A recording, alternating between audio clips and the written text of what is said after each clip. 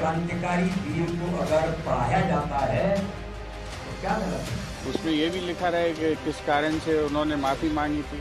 उसमें ये भी लिखा रहे कि जेल से रिहा होने के बाद उन्होंने देश की आज़ादी के आंदोलन में भाग नहीं लिया।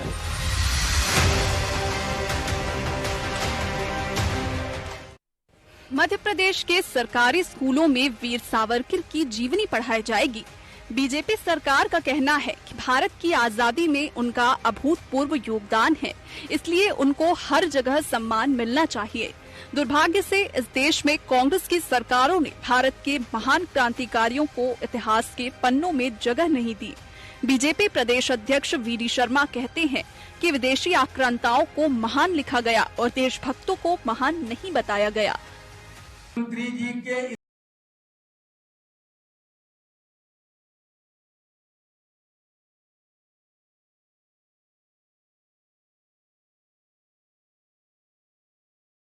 इस बयान जिन पर इन्हीं कांग्रेस के नेतृत्व वाले लोगों ने, अंग्रेजों से लेकर के कांग्रेस के नेतृत्व ने जिन पर प्रताड़नाएं दी, ऐसे क्रांतिकारी वीर को अगर पढ़ाया जाता है तो क्या गलत है? मैं उस निर्णय का स्वागत करता हूं। 2018 में जब कुछ समय के लिए कांग्रेस की सरकार बनी थी, तब वीर सावरकर की किताब एक स्कूल में बांट दी गई थी।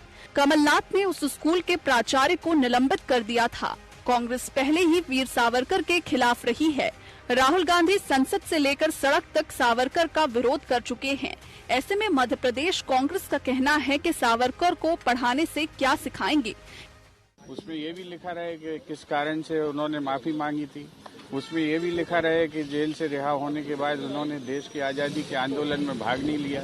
उसमें ये भी लिखा रहे कि उन्होंने जो है अंग्रेजों की सेना में भर्ती करने के लिए कैंप लगाए।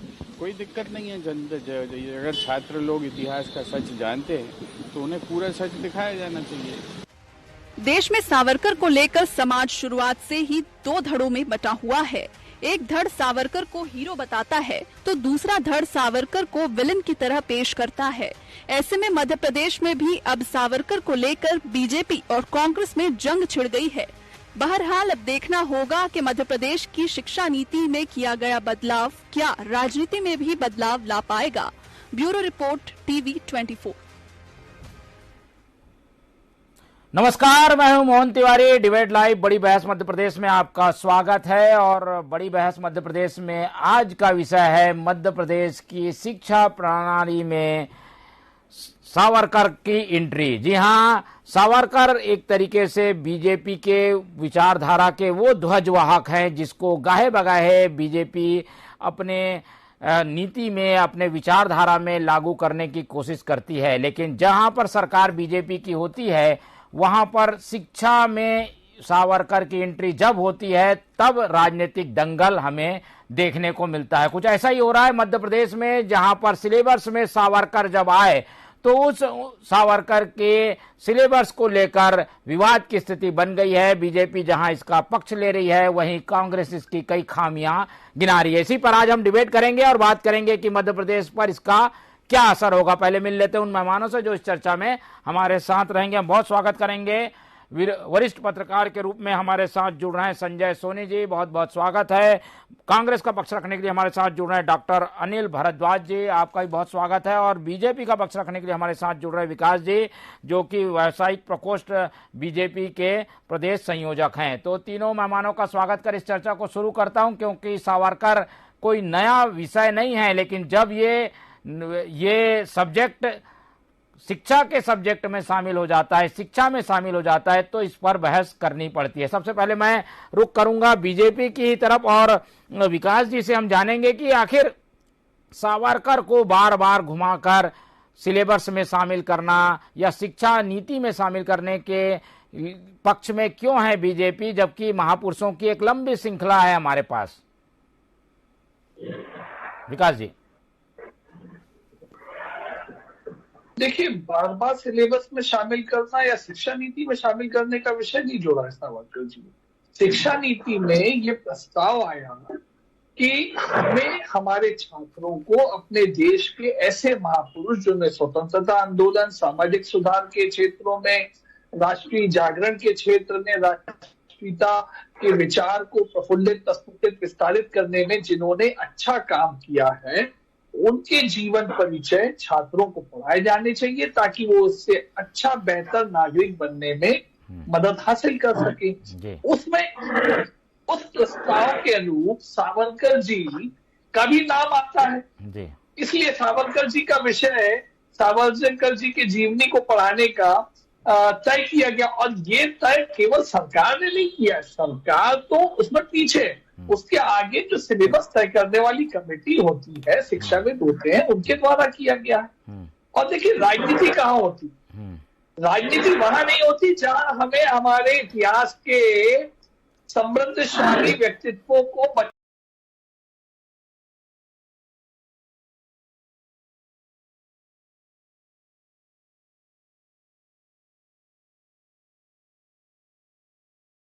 को पढ़ाने हो रहा है, वो राजनीति है। हमें चर्चा इस पे नहीं करनी चाहिए कि किनको जोड़ा गया, अरे जो लोग छूटे हैं उन्हें जोड़ा ही जाना चाहिए। ये इतिहास बदलना नहीं, इतिहास को और समृद्ध बनाना होता है। लेकिन ऐसे ऐतिहासिक व्यक्तित्वों का सिलेबस से हटाया जाना जरूर एक आपराधिक मानसिकता का परिचायक है। ये राजनीतिक मानसिकता का परिचायक है कि आप बच्चों में भी राजनीति करना चाहते हैं। ठीक है, बड़ी साफ गोई से इस बात को हमारे बीच रखा विकास जी ने कि भाई ये एक तरीके से शिक्षा नीति का अंग है जिसमें हमारे महापुरुष जिनसे बच्चे प्रेरणा ले सकते हैं उन्हें पाठ्यक्रम में शामिल किया जाए। लेकिन कांग्रेस का विरोध किन बातों को लेकर है और सावरकर पर ही ज्यादा विरोध है, क्यों उनकी सुई अटकी हुई है, जान लेते हैं अनिल भारद्वाज जी से। अनिल भारद्वाज जी, सैकड़ों महापुरुष हैं, कई लोग पाठ्यक्रम में हैं, उनको पढ़ाया जा रहा है, बताया जा रहा है, और अगर सावरकर ने आजादी की लड़ाई में अपना योगदान दिया, 11 साल जेल काटी, फिर वो बाहर आए, तो उनको अगर पढ़ाया जाता है तो इसमें गलत क्या है? आप लोगों को इतनी आपत्ति क्यों है? जी देखिए, कांग्रेस को किसी प्रकार की किसी भी महापुरुष को कोर्स में लाने के लिए, सिलेबस में लाने के लिए कोई आपत्ति नहीं है। लेकिन वास्तविकता ये है कि आप वो महापुरुष अगर वो है जिसने आजादी की लड़ाई लड़ने का काम किया, उसकी आजादी के योगदान में उसका क्या योगदान रहा, आजादी की लड़ाई में उसका कितना योगदान रहा, तो निश्चित तौर पर उसको पढ़ाया जाना चाहिए। लेकिन बात सावरकर जी की चल रही है, तो सावरकर जी के बारे में सबको पता है कि सावरकर जी का व्यक्तित्व क्या था। मैं आपको जानकारी देना चाहूंगा कि सुप्रीम कोर्ट के एक आपके जो है रिटायर्ड जज थे, प्रेस काउंसिल ऑफ इंडिया के पूर्व अध्यक्ष थे मार्कंडे काटजू, उन्होंने अपनी पुस्तक में स्पष्ट तौर पर लिखा कि सावरकर जी 1910 तक ही राष्ट्रवादी थे, और उसके बाद जब उनको जेल हुई और जब जेल में उन्होंने 10 साल काटी और उनको काले पानी की सजा हुई, उस काले पानी की सजा के लिए जब उनको सजा हुई तो उन्होंने क्या किया, फिर उन्होंने क्या किया, अपनी रिहाई के लिए आवेदन देने का काम किया। और वो उन्होंने आवेदन 1913 में भी दिए, 11 में भी दिए, 13 में भी दिए। लेकिन आते आते जब आपने वो आवेदन दिए, फिर आपने जो है प्रेसिडेंट ऑफ आपके सुपरिटेंडेंट ऑफ जेलर को जब आप अपने आवेदन दिया, और उसमें सावरकर जी ने ये बात स्पष्ट रूप से खुद स्वीकार की है कि अगर आप मुझे जेल से रिहा कर देंगे तो हम भारत की स्वतंत्रता की जो आजादी की लड़ाई उससे पीछू हट जाएंगे और आपका साथ देंगे और उस आंदोलन को हम कमजोर करने का काम करेंगे। अब आप खुद सोच के देखिए, तो जो व्यक्ति जो सावरकर जी है, जो अगर उन्होंने सावरकर ने अगर देश की आजादी की लड़ाई को, स्वतंत्रता संग्राम के आंदोलन को कमजोर करने का काम किया हो, जिन्होंने अंग्रेजों से 3 बार माफी मांगने का काम किया हो, जिन्होंने अंग्रेजों के द्वारा, ठीक दूंगा, समय दूंगा, निश्चित तौर पर मैं एक बात पर स्पष्ट बोल नहीं अनिल जी, लेकिन इन सब तर्कों से क्या वो 11 साल काल कोठरी में रहना, वो 10 साल तक लगातार लड़ाई लड़ना अंग्रेजों के खिलाफ, ये सब धुल नहीं जाता ना भाई? आखिर वो भी तो देशभक्त थे, देशभक्ति के लिए उन्होंने जो काम किया उससे बताने में क्या जाता है नई पीढ़ी को? तो ये भी तो लिखा जाए, बोलता हूँ, ये भी तो लिखा जाए कि हमने अंग्रेजों के एजेंट के रूप में काम किया, ये भी तो लिखा जाए। ठीक है, ये पॉइंट ठीक है, स्वतंत्रता आंदोलन की, ठीक है। विकास जी ये पॉइंट भी शामिल कर लिया जाए क्या? अगर इतिहास का कुछ हिस्सा है ऐसा काला पक्ष अगर सावरकर जी का भी है तो उसे भी लिख लिया जाए, इसमें गलत क्या है? दोनों पक्ष बताए जाए। नहीं देखिए, मैं अनिल जी ने ना मैंने अभी क्या बच्चों को पढ़ाया जाएगा, सावरकर जी के बारे में क्या लेख पढ़ाया जाएगा, दोनों ने नहीं पढ़ा है। अनिल जी आपने पढ़ा है क्या? अनिल जी मैं पूछ रहा हूँ, आपने पढ़ा है क्या? मैंने सावरकर जी के इतिहास को पढ़ा है करके नहीं, दो बात है, मैं स्पष्ट कर देना चाहता हूँ, यदि नहीं पढ़ा, मैंने नहीं पढ़ा, आपने नहीं पढ़ा, ये मान लिया, लेकिन सावरकर जी का इतिहास आपको भी पता और मुझे भी पता है, तो आखिर आप पढ़ाना क्या चाहते हैं? सलाह दे रहे हैं ये कि वो पक्ष भी बताया जाए, दोनों पक्ष बताया जाए, ये कह रहे हैं जी। बच्चों के आने वाले भविष्य को एक पक्ष नहीं रखा जा सकता, दोनों पक्ष रखे। ठीक है, विकास जी जवाब देंगे। विकास जी अनिल जी मुझे मैं थोड़ा सा तार्किक बातें करूंगा, केवल भाषण नहीं दूंगा, है ना? अनिल जी थोड़ा सा मुझे वक्त दीजिएगा गंभीरता से। एक बात बताइए, आपने एक आपत्ति जाहिर करी कि सावरकर जी ने कारावास से निकलने के लिए एक माफीनामा मांगा। अनिल, सजा उन्होंने काटी किस लिए थी? इस मामले में तो आप स्पष्ट हैं और स्वीकार करते हैं कि स्वतंत्रता आंदोलन में वो शामिल थे, उसको लेके उन्हें सजा दी गई थी अंग्रेजी सरकार के द्वारा, वो कारावास में काट हुए। ठीक है। अब मैं कहता हूँ स्वतंत्रता आंदोलन में, एक मिनट मुझे थोड़ा सा वक्त तो दीजिए, मैं तार्किक वे में जा रहा हूँ, तो व्यवहारिक पहलू बात कर रहा हूँ। अनिल भाई, कोई भी किसी आंदोलन में शामिल रहता है, आज भी हम राजनीतिक आंदोलनों में शामिल होते हैं, हम मुचलका, जमानत सब अवेल करते हैं, उसमें आखिर क्या लिखते हैं?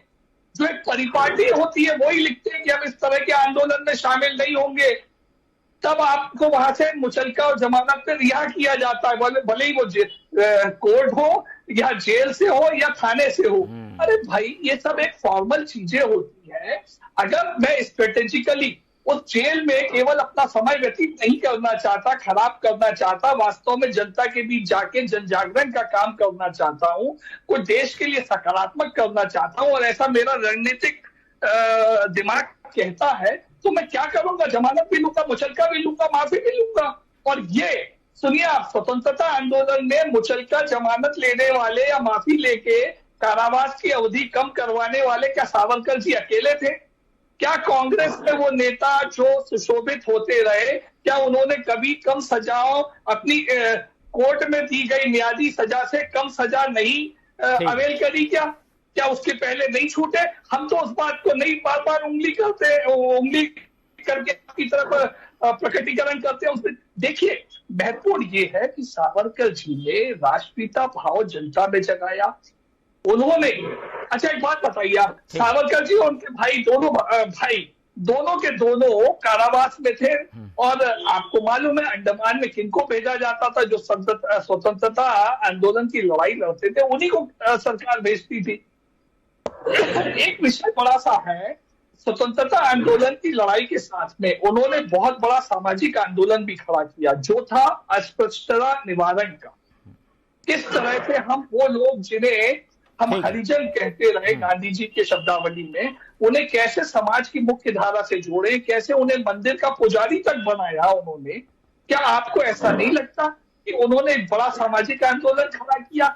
उन्होंने असल में कांग्रेस को परहेज है उनके हिंदुत्व के विचारधारा से, उस हिंदुत्व विचारधारा के परहेज रखने के कारण परिणाम स्वरूप आज कर्नाटक में जब कांग्रेस की सरकार, इसी पॉइंट में आऊंगा। ठीक है विकास जी, काफी लंबी बात है जी, इसके ऊपर बोलिए अनिल भाई।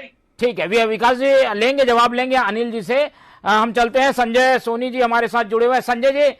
संजय जी, ये दोनों पक्षों को आपने सुना और इन बातों से क्या लगता है, क्या अपने विचारधारा को लोगों तक या कहें नई पीढ़ी तक पहुंचाने के लिए सावरकर का प्रयोग हो रहा है?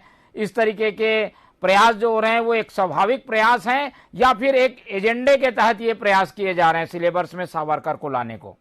नहीं, आपकी पहली बात का मैं समर्थन करता हूं कि अपनी अपनी विचारधाराओं की लड़ाई है, और जब जो सरकार में आती है वो अपनी विचारधाराओं के अनुसार काम करती है। उसी कड़ी में आज ये वीर सावरकर को पाठ्यक्रम में शामिल करने की बात आज की नहीं है। ये सरकार पुराने समय से ये बात कहती आ रही है कि हम पाठ्यक्रम में शामिल करेंगे, पाठ्यक्रम में शामिल करना चाहिए, और ये अकेले नहीं। अनिल जी 2 मिनट रुक जाइए, संजय जी बता रहे हैं, उसके बाद आएंगे। अनिल जी आपके पास आऊंगा मैं। अनिल जी, हाँ पहले संजय जी अपना, जी संजय जी बोलिए। तो जब ये सरकार अपना उसको ये भी लग रहा है कि अभी ये समय सही है कि अगर मान लीजिए पाठ्यक्रम में शामिल हो जाता है तो कम से कम उनकी जीवनी उन सारे बच्चों को पढ़ाई जा सकती है और वो पढ़ के उस दिशा पे उनको ज्ञान अर्जन भी होगा। तो मैं समझता हूँ कि शहीद और जो महापुरुष हैं इनकी जीवनी तो हकीकत में बच्चों को पढ़ना चाहिए। अब ये विचारधारा की लड़ाई इस पार्टी की हो या इस पार्टी की हो, इस पे मैं नहीं जाना चाहता, लेकिन मेरा मानना ये है कि जब भी अगर इस तरह की बात होती है तो ये सियासत की गर्मी और सियासत का माहौल दिखने लगता है। और मेरा ये इस पे राजनीतिक दलों से मेरी अपेक्षा भी है कि जो सच है उसमें विचारधारा का सवाल नहीं आना चाहिए, जो सच है उस पे काम करना चाहिए कि अगर जो सच है, जिसके जो महापुरुष है जिन्होंने वाकई देश के लिए कुछ किया है, तो उनका बिल्कुल अधिकार है कि बच्चे जो आज की जनरेशन है वो पढ़े और उसका उनका ज्ञान अर्जन भी हो और वो आगे भविष्य में याद रख पाए कि हमारे महापुरुषों ने देश के लिए क्या किया है। तो मेरा यही मानना है कि जहां तक दलों की बात है, दलों की लड़ाई है, इस पे तो सबके अपने अपने पॉइंट हैं, लेकिन जहां तक रही बात महापुरुषों की, तो इस पे कोई राजनीति नहीं होना चाहिए। महापुरुषों को राजनीति से अलग रखकर काम करना चाहिए। और जो विकास जी ने बात कही और जो संजय जी बात कह रहे हैं, उसी का सवाल मैं ले लेता हूं अनिल जी से। अनिल जी, महापुरुष हैं, उन्हें राजनीतिक दल से जोड़कर देखने की क्या जरूरत है? वीर सावरकर जब काम कर रहे थे बीजेपी तो थी भी नहीं।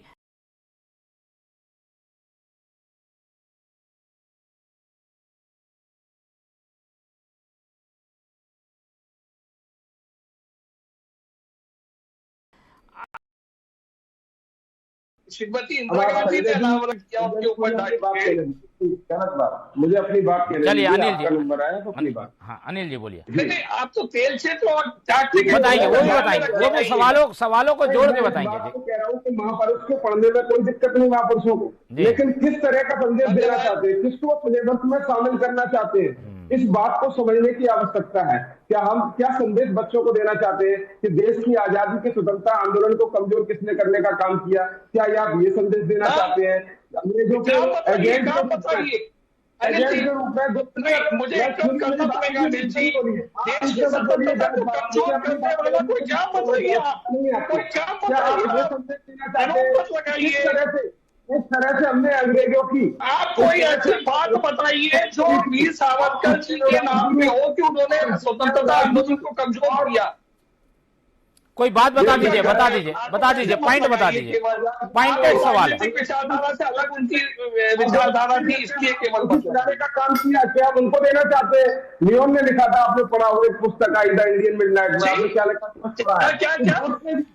गॉडसे जी, और एक पुस्तक में लिखा है कि गॉडसे के और सावरकर जी के बीच में क्या संबंध है? क्या ये रिश्ते को बताना चाहते हैं? उनके पति पत्नी के रूप में रहते थे। इस बात को एग्जामिन किया, आपके आरोप को एग्जामिन किया और उसे नल एंड वॉइड किया। गलत है, इनकी नीतियां गलत है।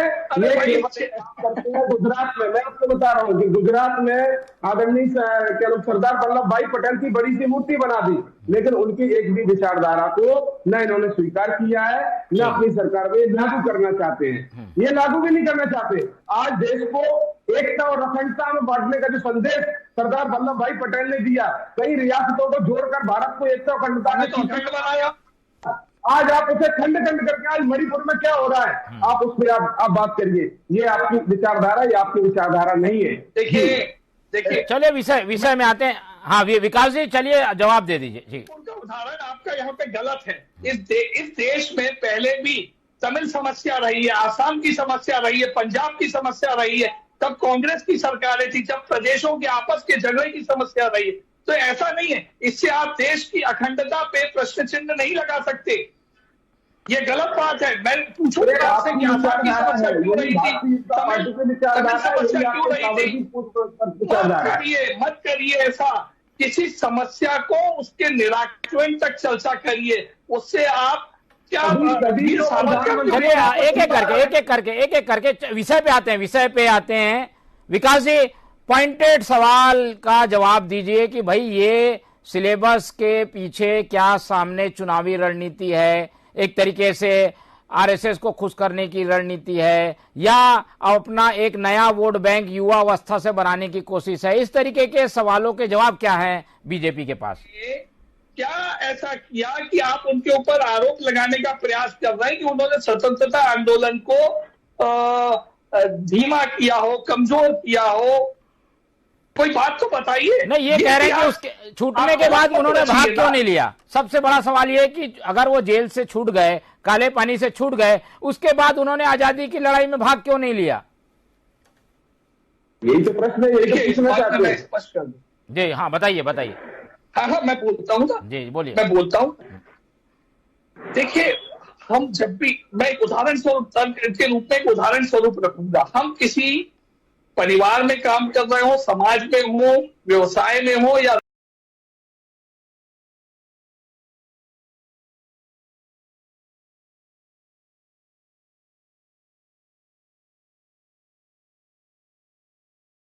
राजनीति में,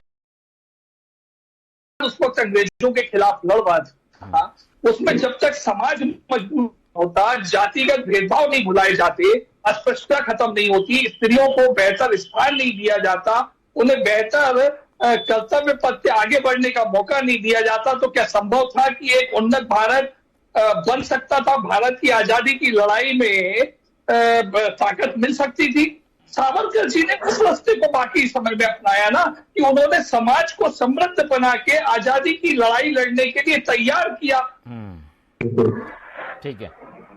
समाज का काम करना ये तो और बेहतर काम रहा कि उन्होंने जो बैकबोन है, जो बैक ऑफिस है, आप कहें, उस तरह से उसको मजबूत किया। अगर सीधे सीधे कोई राजनीतिक आंदोलन में शरीक हो नहीं हुए होंगे। और देखिए, राजनीतिक आंदोलनों का जो वर्गीकरण किया गया उस वक्त किससे किया गया? जो उस वक्त की कांग्रेस थी, गांधी जी की कांग्रेस थी, उसके तहत आंदोलन को लड़ा गया। तो एक झंडा रख के काम होता रहा उस दिशा में। सावरकर जी ने अपना रास्ता चुना कि समाज को मजबूत बनाए। बताइए इसमें क्या बुरा हुआ?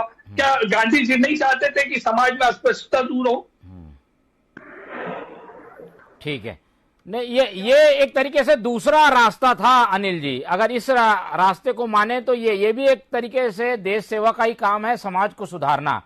इस तरीके के तर्कों को लेकर भी अगर बीजेपी आ रही है तो आप लोगों को नए सिरे से सोचना पड़ेगा अपने विरोध के बारे में। सावरकर को इसीलिए लगातार अंग्रेजों के द्वारा पेंशन दी गई, इसीलिए पेंशन दी गई। मुस्लिम लीग के साथ सरकार किसने बनाने का काम किया? आप मुझे जवाब दीजिए।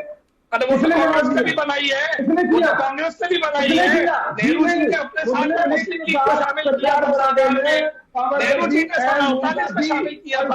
अंग्रेजों के द्वारा जो अंग्रेजों के एजेंट है, जिन्होंने देश की आजादी को कमजोर करने का काम किया, अंग्रेजों का सहयोग करने का काम किया, ऐसे नहीं होते।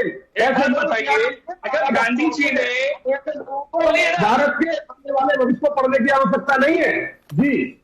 अरे अनिल भाई, अगर गांधी जी ने गोलमेज सम्मेलन में इंग्लैंड की सरकार की मेहमान नवाजी कबूल कर ली, तो क्या उन्होंने गुनाह कर लिया? आप पेंशन की बात लाए सावरकर जी की, मैं कहूंगा अगर नेहरू जी ने लॉर्ड माउंटबेटन की आजादी की रणनीति और लौटे हुए अगर उनकी चाय पी वाइसरॉय हाउस में जाके, तो क्या उन्होंने गुनाह कर लिया था? अरे कैसी बातें कर रहे हैं आप? ठीक है, चलिए हम ये राष्ट्रीय स्तर की बहस को थोड़ा मध्य प्रदेश पे लेके आते हैं और संजय सोनी जी के पास चलते हैं। संजय जी, समय कम है, आप ये दोनों तर्कों को सुन रहे हैं, ऐसे में हल नहीं निकलता दिख रहा है। क्या लगता है, सरकार विरोध के बावजूद इसे इम्प्लीमेंट कराने में सफल हो जाएगी? जो चीजें सिलेबस में आनी है वो आके रहेंगी? नहीं, क्या बात है, आप सब पक्षों को फिर एक तरह से कहेंगे। आप तो गांधी जी पे तो मत लगा रहे, इसका मतलब। संजय जी जल्दी बोल दीजिए। संजय जी, मेरा सवाल जी, मेरा आपका क्या सवाल है? मैं ये जानना चाह रहा था कि इन सब तर्कों के बीच में, विरोध के बीच में, क्या ये सिलेबस में शामिल हो जाएगा या कुछ अड़चन है, कुछ रुकावट है जिससे सिलेबस में सावरकर नहीं आ पाएंगे, ऐसा लगता है आपको? नहीं, इसमें अड़चन का कोई विषय नहीं है, क्योंकि सरकार बहुमत में है। अभी फिलहाल सरकार में कोई अड़चन नहीं है। और रही बात विपक्ष की, तो विपक्ष जितना भी विरोध करेगा उसका कोई असर सरकार पे नहीं होने वाला, क्योंकि ठीक है। जो अभी बीच में ये बात आई थी कि संघ की लाइन है, तो ये संघ की लाइन है और संघ की लाइन पे मध्य प्रदेश सरकार ने बहुत सारे ऐसे काम किए हैं जिसका विपक्ष विरोध करता रहा है, लेकिन उसके बाद भी वो चीजें हुई। तो मेरा ये मानना है कि जब तक विरोध का कोई मतलब नहीं है, अब खुद कांग्रेस के प्रवक्ता कह रहे हैं कि जब अगर इतिहास में जोड़ा जाए तो ये भी जोड़ा जाए कि उनने स्वतंत्र आंदोलन में भाग नहीं लिया था और काले पानी की सजा के बाद वो गायब हो गए। ये अधिकार है कि सरकार किस तरीके से चले, किन नीतियों पे चले, लेकिन लोकतंत्र विपक्ष को भी अधिकार देता है कि वो अपना विरोध जारी रखे। तो ऐसे में कांग्रेस अपने स्टैंड पर स्टैंड रहेगी, कायम रहेगी, वहीं बीजेपी ने जो करना है वो करेगी। लेकिन ये लोकतंत्र है, जब तक बहुमत है तब तक इस तरीके की स्थितियां बनी रहेंगी और ये विवाद सुलझे, ये हमारी कोशिश होनी चाहिए। तो ये समय कमी है, इसलिए हम इस चर्चा को ज्यादा नहीं बढ़ा पाएंगे। हमारे साथ विकास जी जुड़े, आपका बहुत बहुत धन्यवाद। वरिष्ठ पत्रकार संजय जी जुड़े, आपका भी बहुत धन्यवाद। और डॉक्टर अनिल जी हमारे साथ थे, उनका भी बहुत धन्यवाद। तो तीनों मेहमानों का धन्यवाद कर इस चर्चा को हम यहीं खत्म करेंगे और आपसे उम्मीद करेंगे कि आप लोग देखते रहिए टीवी 24। मुझे दीजिए इजाजत, नमस्कार।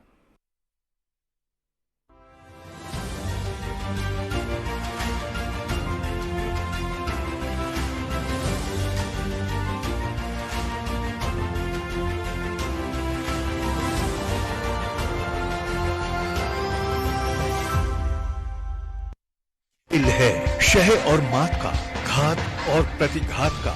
राजनीति के खेल में कौन है राजा, कौन है प्यादा, कहां टूटी है संयम की मर्यादा, जनता में कौन लोकप्रिय है